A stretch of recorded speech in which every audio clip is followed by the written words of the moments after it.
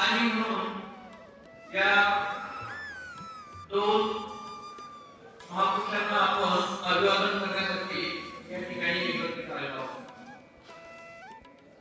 त्यानिमित्त मी विद्यालयाचे उपमुख्याध्यापक श्री चौगले यांना विनंती करतो की त्यांनी राजमाता जिजाऊ यांचं प्रतिमापूजन करावे व त्याबरोबर पुष्पहार करावा.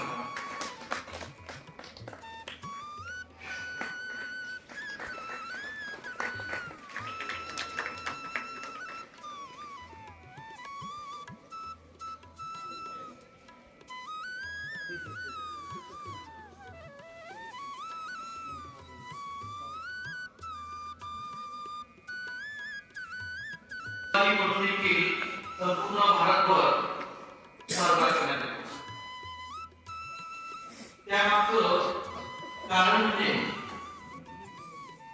स्वामी विवेकानंद आपल्या देशात अध्यात्म धर्म याविषयीची जनजागृती आपल्या देशातच केली.